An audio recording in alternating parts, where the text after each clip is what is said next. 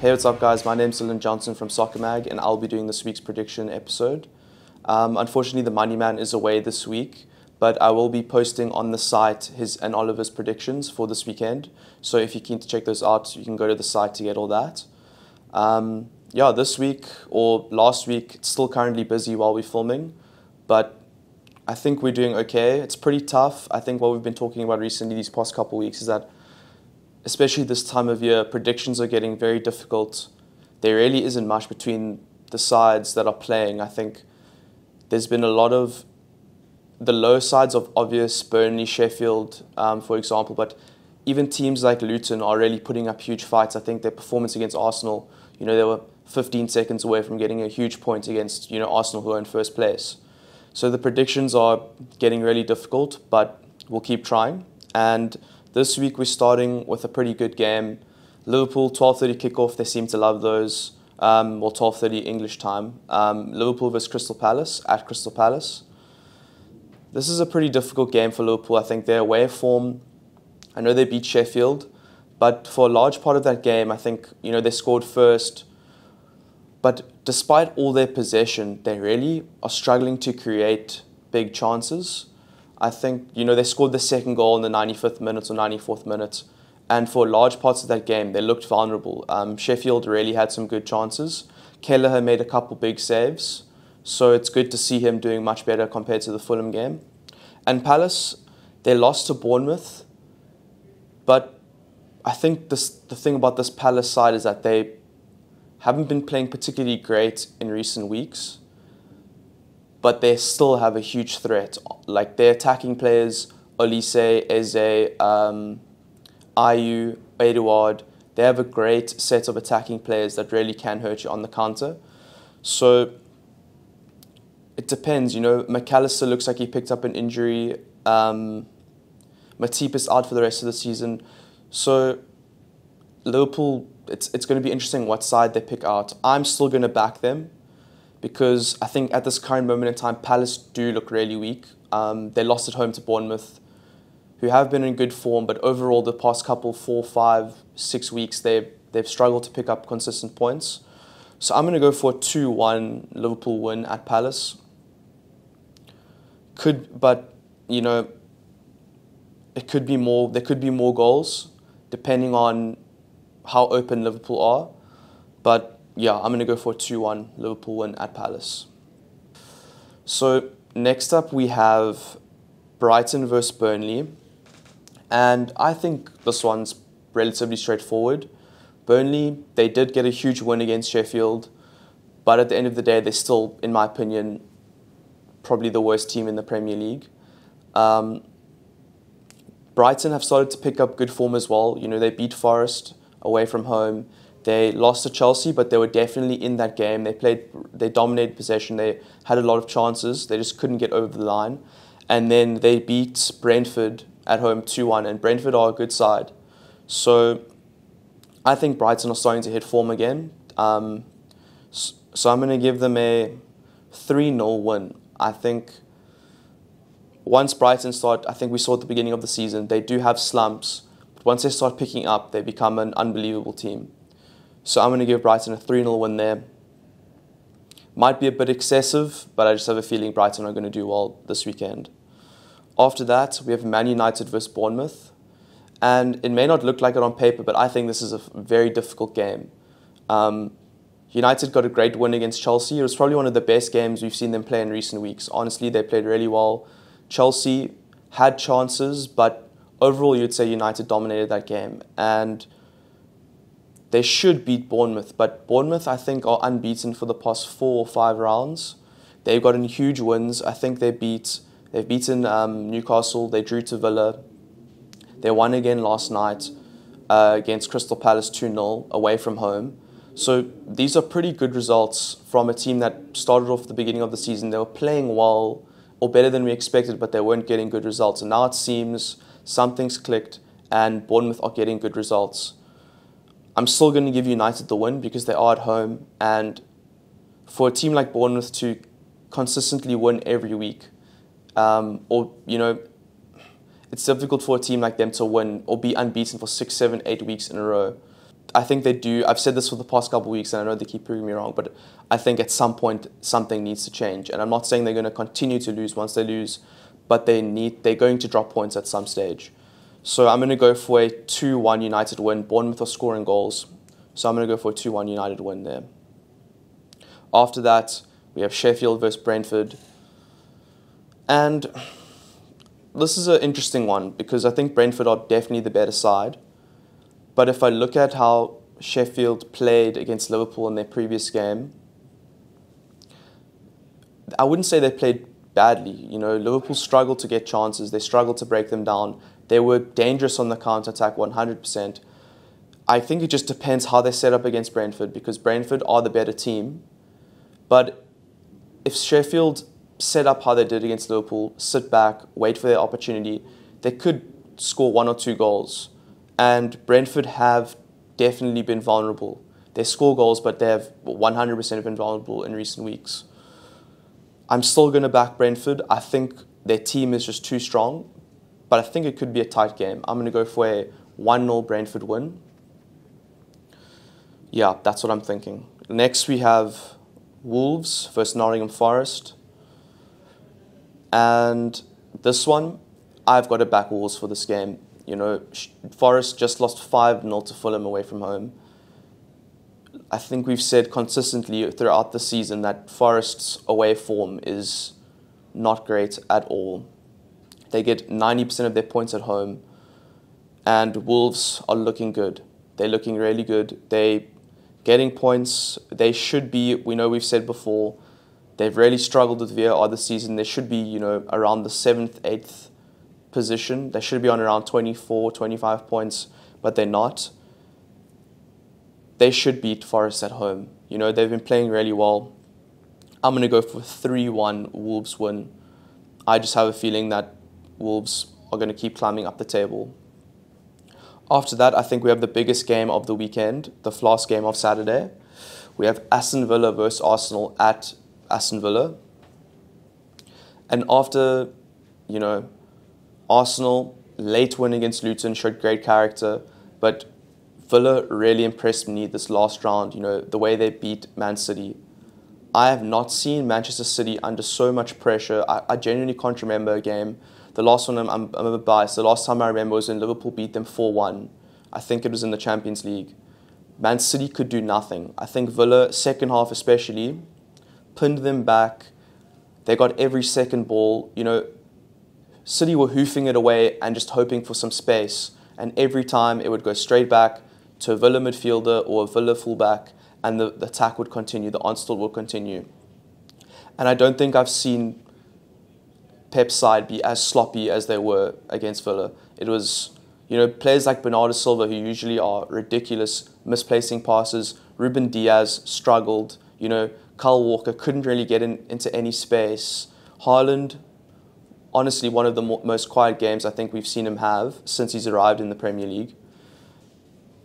Leon Bailey, Ollie Watkins, John McGinn, you know, Kamara. They had an unbelievable game. Luka Dean. So this is going to be a really tough game for Arsenal, you know. At Villa is a completely different prospect to, you know, when you play them away from home. The fact that they beat City makes me think that Arsenal are in trouble here. I don't know. This is a seriously tough one. I think Arsenal have shown that they can fight back. They can get points in the, you know, you know, when their backs are against the wall, they fight back and they get, you know, they get the win. But Villa, that performance against City, I was in complete shock.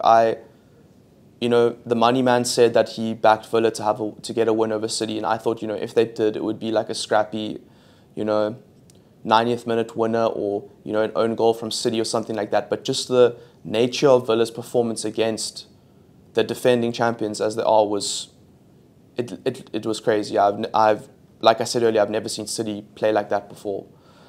So I'm going to go for a draw, just because I genuinely can't give either side. I think Arsenal are a great team. I think they're leading the title race for a reason. but Villa are in third place, 3 points behind. This is a seriously difficult game. I'm going to go for a 2-2 draw. I really can't separate the two teams. I think Villa at home, very difficult. Arsenal, also a great side. Now, Sunday's games, we have Everton versus Chelsea, which is another interesting one. Everton, we've spoken before about this, but after their slump at the beginning of the season, they have found great form. They should be on around 17 points, so like 12th, 13th. So they're not a bad side at all. They're getting good results. Chelsea have definitely shown improvements over the past month or so. I know they lost to United. I know they lost to Newcastle. But their overall performances, you can see that their combinations are starting to develop. Nicholas Jackson, Sterling, even Mudryk up front, Enzo, Caicedo in the middle. They're starting to develop chemistry with each other, and they are playing much better. Everton at home, it's becoming a bit of a joke now. I don't back Everton, and they win. So I'll back Chelsea. I think Chelsea are a stronger team now. I think when Chelsea play really well, there are a few teams in the Premier League that are better than them.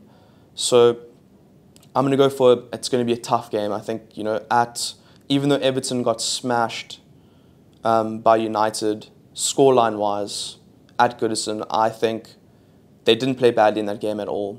But I'm going to have to go for a 2-0 Chelsea win. I think Chelsea on paper are just the better team. If they play well, they will win. It's kind of Chelsea are their own worst enemies at the moment. I think against United, they could have played a lot better, and their decision-making was poor. But if they get those decisions right against Everton, they should win that game. After that, we have one of the smaller London derbies. We have Fulham versus West Ham. And I think this is a pretty difficult one to call. West Ham have been relatively good this season. They've gotten good results, but they have also dropped points when they shouldn't have. And Fulham, they're playing really well, I think, at the moment. Their past 2 games, they've scored 8 goals. They went to Anfield and they were so close to getting a win there, which no team has done, I think, in over a year. So Fulham at home as well. West Ham, similar to Forest, not great away from home. So, it's difficult. I'm going to go for Fulham here. I think just the fact that they're scoring so many goals. I think West Ham have been getting points, but, it's been like through a Kudus goal and then they won 1-0, or a 2-1 win, but grinding through. They haven't really been dominating teams the same way, or they haven't at least been playing great attacking football the same way Fulham have. So I'm going to go 1-0 Fulham. I think it's going to be a close game. I think both teams are relatively evenly matched, but I just have to go with the home side on this. That's all I can really do. I think with games like this, you have to give it to the home side. And after that, we have Luton versus Manchester City. And in recent times, we'd say that this would be an absolute walkover for City. I still think they'll win. But I think what Luton have showed is that at home, they are a terrible side to play against. They don't really participate much when, other teams have the ball, but they are so ready to counter. They are itching to get that ball up to Ogbene, Morris, whoever's up front. Ross Barkley against Arsenal played unbelievably well. He was almost single-handedly dominating that Arsenal midfield for a lot of that game. He played really well. It was like the Everton Ross Barkley that we haven't seen in almost 10 years. And Luton, they're conceding goals, but for some reason they are extremely clinical. I think against Arsenal they only had seven touches in Arsenal's box, and they scored 3 goals over 90 minutes. So some call that luck, some call it being clinical. I'm not sure. I think City should take this game. I don't think it'll be easy. I think City, they haven't won in the past 4 weeks, 3 draws and 1 loss. They are going through a rough period. But I'm going to say they're going to take this 3-1. I think Luton could score. But City are due a big comeback that we've seen them do so many times over the years. They they're going to respond at some point, and I can see Luton being a perfect way to do it. Now the last game of the round, another huge game. This is Spurs versus Newcastle, a massive one in my opinion, because Spurs, they've struggled with the injuries 100%. We can't, I think it's fairly obvious that they started the season extremely well, and since Maddison, Romero, Van de Ven all got injured, they have dropped. I think now they're only 3 points behind United, or could even be on the same points as United. And if you look at the narratives of their season, everyone says United doing terribly, and everyone's saying Spurs is doing amazingly well.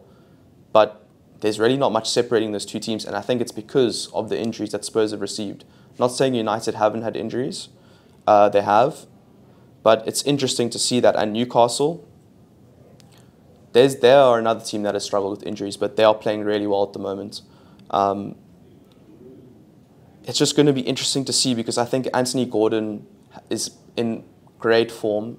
He is challenging any fullback that he plays against. His battle with Pedro Porro or Emerson Royale is going to be extremely interesting, because I don't think either of those fullbacks are particularly great defensively.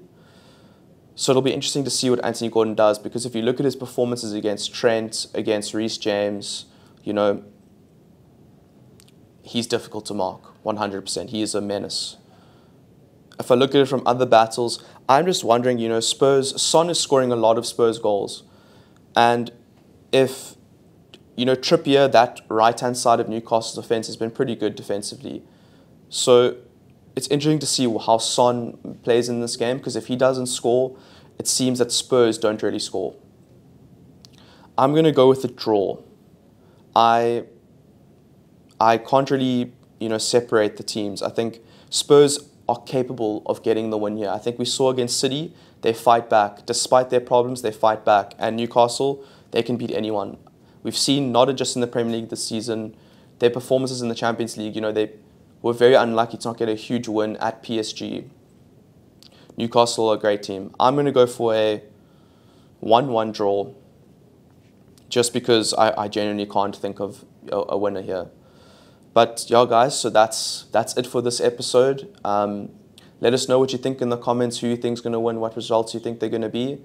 And like I said earlier, I will be posting the Money Man and Oliver's predictions to the website as soon as possible. So give those a look if you're interested.